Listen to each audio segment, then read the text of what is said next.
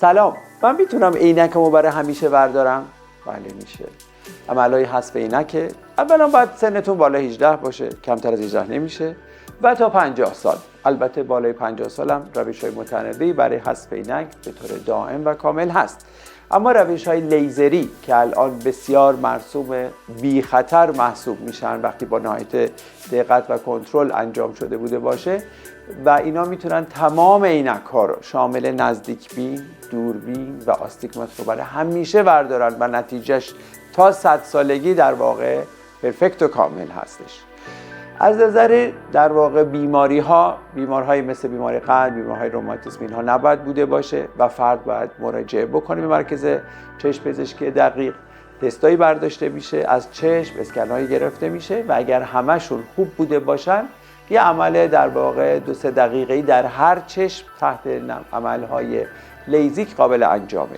حالا اینا تکنیک‌های متنوعی دارن. یه عمل PRK یا لازک هست، یه عمل هست femto لیزیک، عملی هست femto اسمایل که بر اساس اینکه شماره چشم از قبل چی هست و بر اساس اینکه در واقع ضخامت قرنیه چقدر هست نوع عمل در واقع انتخاب میشه. عمل لازک 3 روز مختصری اذیت داره ولی خب در واقع فرد باید 3 روز اول عینک آفتابی داشته باشه، شاید مختصری چشمش سوزش داشته باشه ولی بعد از 1 هفته میتونه همه فعالیت ورزشی رو بکنه و در قرنیه هایی که نازک هست و شاید نشه femto اسمایل و femto لیزیک کرد، عمل لازک یا PRK این قابلیت رو دارن که بتونن در واقع شماره های حتی بالا رو هم حذف بکنن. عملی داریم که در واقع femto لیزیکه.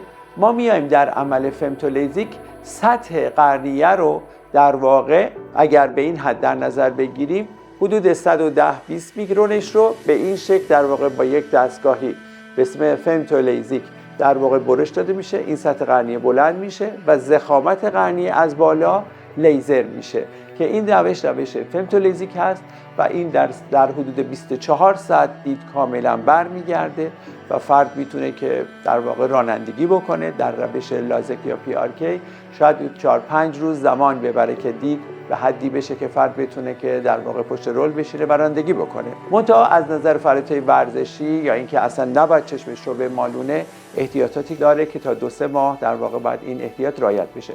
عمل femto اسمایل هم در واقع میاد از یک نقطه کوچیک در سطح قرنیه یه فضایی باز میشه و یک بخشی از قرنیه در قسمت جلو به نام لنتیکول خارج میشه و اینا هم هیچ کدوم نه بخیه ندارن و دید بسیار سریع در واقع برمیگرده. قطعا در 1 روزه میشه رانندگی کرد.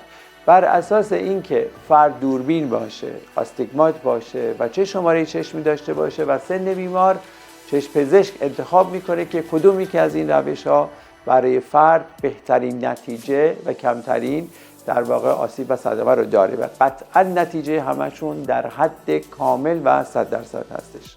پس این که دیگه افراد نگران باشن تا آخر عمر بعد عینک‌های خیلی کلفت و سنگین تحمل بکنن چشماشون و بدون عینک اصلا دید مناسبی نداشته باشن در شب و روز دیگه برای همیشه از بین رفته. خطر و نگرانیایی که خانواده‌ها راجع به بچه‌هاشون دارن، دختراشون، پسراشون که اینها در سرین بالا عینک‌های بسیار ضخیمی خواهند داشت، الان عمل‌های لیزری کل این در واقع نگرانی‌ها رو مرتفع کرده. سن‌های بالای 50 هم با عمل‌های لنز داخل چشمی دید 100% برقرار میشه. البته اونها هم لیزری هستن، بدون بخیه هستن و کیفیت دید کامل خواهد بود که نوع عمل در اونها بخشی متفاوت هست.